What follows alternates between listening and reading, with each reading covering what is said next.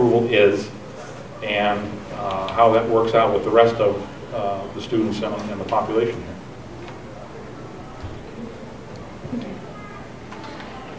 here. Next question is a 2-minute question, again. Mr. Sullivan, this starts with you. The public rarely shows up to school board meetings when things are going well, and they frequently show up when there's controversy. What specific steps would you take to ensure that parents and the public are proactively informed and constructively engaged in school board decision-making throughout the year? In 12 years ago, a lot of the things that we do now were not done at school board meetings. School board meetings that they would meet in a squared-off table with backs to the audience. We didn't do the Pledge of Allegiance. We didn't do approvals or expenditures from one line to the other. We streamlined the budget process. We had the mass invention of the internet, where 12 years ago a website was very minimal. We have forums for school issues. We're having a forum coming up. Perhaps that could have been held a little earlier, but we're open and we're working at a suggestion, hopefully will be done, to streamline school board meetings. We're open to responses. We've actually, in my term, 4 or 5 years ago, we actually only had one public input session. We introduced a second public input session. So I think we're open. Over 12 years, things have changed, and I think we're better off today than we were. No fault of previous school board members. Things have improved each year, and I'm proud of what I've done for 12 years, and I think we're very open to public relations and educating the parents on a variety of topics. And I think we can even get better, and I think we will. Thank you. Mr. Pearl. There are a number of things that I've already suggested as a member of the public. We have no audio system in the room that the meeting is in. It is very difficult to hear. We are told to bring our chairs closer. That's the solution. I have been trying to have the meetings recorded. There is no audio or video recording of any of the school board meetings. You cannot, as you can with the council, go back and get the audio tape to see what was said. In fact, the secretary takes notes on a notepad, and that is the legal record. It's inadequate. I would have the principals read their reports as they used to do. If you're sitting in the audience, the principal's reports are handed in and questions are asked, and you're left in the dark. We used to find out what was going on in each school, whether it's a music concert or something's going on, to kind of bring the public in. I would speak in no acronyms or explain the acronyms. And I know this can happen, but many times they start with all the acronyms that are in education, and you're left in the dark. And you can't just raise your hand and interrupt. I would engage the public in discussion and questions, particularly after presentations by our specialist. We recently had a BYOD, bring your own device to school presentation, showing some results of the survey test we're doing. And after the presentation, the school board could ask questions, but the parents were not allowed to. They had to submit questions which would be answered 2 weeks later. These are our kids. I mean, it's our school. As long as it's done in a respectful manner and time constraints are considered, we need to engage the public. And the public has a lot to offer. And if somebody offers something once, they might come back again.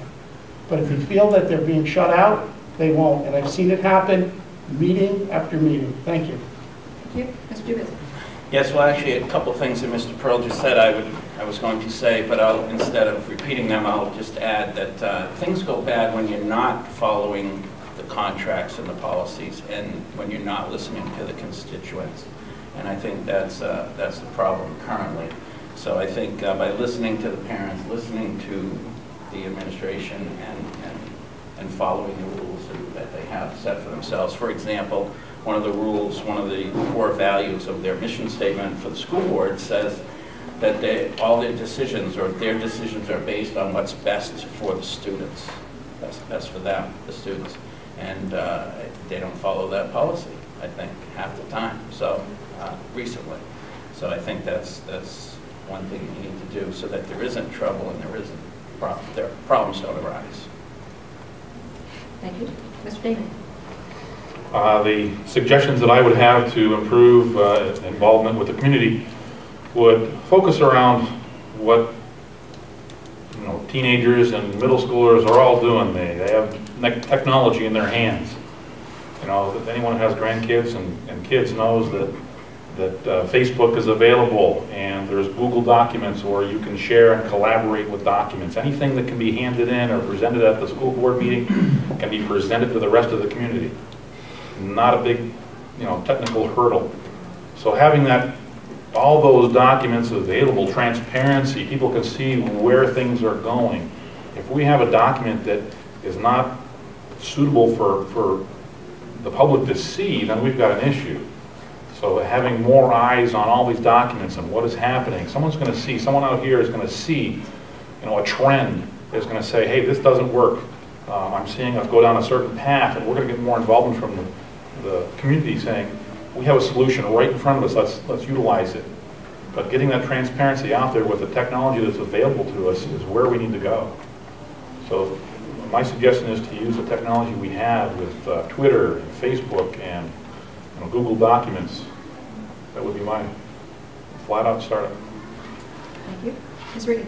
I heard some really good things about improving the turnout and getting people out there.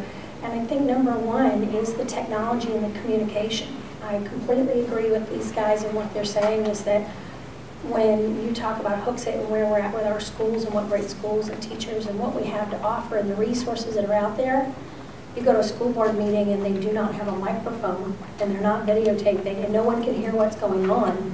Where are we? I happen to have a son who is a sophomore in another district, and I'm amazed at the wonderful lines of communication that we have from that school system. We get newsletters from the superintendent, just an update. We had a snow day a few months ago, and out of the blue, we all get an email blast newsletter telling us that these are his thoughts and what's on his agenda. There's a school board meeting on this date. There are opportunities for the high school students for scholarship fairs. There's all these things that he presented to us because he communicates with the community and his constituents and his students. We get monthly newsletters. We get emails from counselors.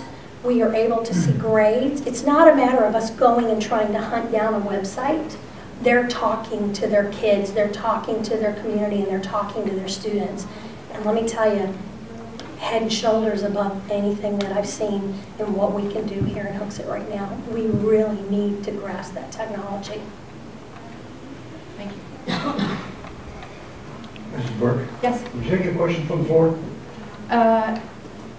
Later. There are a whole bunch of questions that I want to get through, to make sure that everyone is on task, and we'll take questions later. Okay? But you should write them down. Yes. If you want to write them down so you don't forget them, that'd be great, and we can hand them right to Mary. Thank you. This next question is 1 minute, and we will start with Mr. Pearl. Please explain how you intend to balance the public's right to know with your responsibility to respect confidentiality of privileged information. Number one, I did not do what happened last night. The school board went into public session to talk to parents about a hardship issue. We all went into the hall at Colley, and the blinds were wide open. As we leaned against the wall, you couldn't help but watch the dialogue silently take place. At the previous meeting, I had indicated to the board that this was a problem and they shut the blinds. This time, I frankly didn't want to remind them again, and it's just blatant. I mean, the other thing is, I don't think that those people should be hearing that non-public information. They're not trained professionals. School board members are not guidance counselors. That's not our role. So that's one reason, that's one way right there, to limit that to those people that are trained and they have legal responsibilities that they are very aware of how that information is supposed to be handled. Thank you. Thank you. Mr. Gibbs. Yes, well, say again that I'd agree with that since I was the person in that confidential type of hearing or talk yesterday. But I think there are things in place to make sure that doesn't happen, but I'm not sure that I trust the current board too much to uphold those things. There are things that parents might not want to say, or we didn't want to say, because I'm not sure how confident they would stay. And that shouldn't be that way. Maybe you have to meet with people that are qualified to hear what you have to say, and then I think that confidentiality would be a lot better with that. But I think right now parents aren't comfortable with this situation. Thank you. Mr. Daly? The balance between right to know and privileged information, I'm sort of taken aback that we don't trust the people we've elected, or that there's an impression we don't trust the people we have elected. If there is a problem there, it needs to be addressed right away so that those sort of situations don't occur again. There needs to be the absolute privacy in the matters that are identifiable to any particular student and their situation. However, in a global sense, you know, the people who are paying the taxes here in this town really have a right to know about what is the overall. If we can provide information that will provide scenarios and trends that are happening without showing individual information, I think we can resolve that. But clearly, there may need to be some training about what is acceptable to divulge information. Thank you. Ms. Regan? I agree with a couple of the gentlemen here, Mr. Dubus, on the confidentiality portion of this. I've seen several things come out that probably shouldn't have been shared in the public. I know I personally wouldn't have wanted there.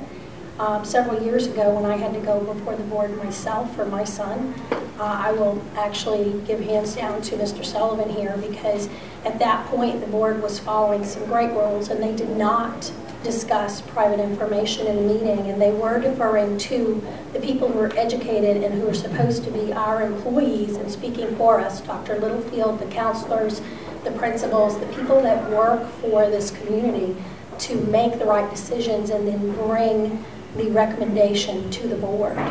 And the board started asking questions of why are so many people looking to leave the district? We were not allowed to answer those questions in a public forum. I appreciate that they were holding that confidentiality at that time. At this time, I don't see that in a meeting, and I really believe it goes back to our educators. We hired them for a reason. They're in the positions they're in for a reason, and it should go to them. Mr. Sullivan? I can actually only speak for myself as an individual school board member or any board member that goes into a non-public for 20 years.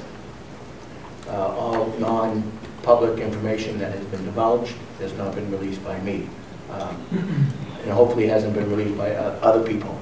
There are some requirements, and we did have a presentation not too long ago on explaining what is considered right to know, when we can go into non-public and so forth. There's also restrictions on releasing information regarding each student. So that's taboo. You're talking about a child, you don't release any information. I do my best to answer questions. If someone has a question, I answer it. That's all I can do as a school board member. I do my best to engage the audience. Unfortunately, someone was not allowed to ask a question before, but I used the rules to say, I think he should, but unfortunately I was outvoted. Thank you. Okay, the next question starts with Mr. Dubis. This is 30 seconds. Do you believe that Manchester Central and Manchester West serve Hooksett High School students well? Well, I think for the vast majority of students they do, but there are plenty of issues that have come up recently, including class size and a lot of other programs. The budget is going to be cut again this year in Manchester by a lot, it looks like. And so I think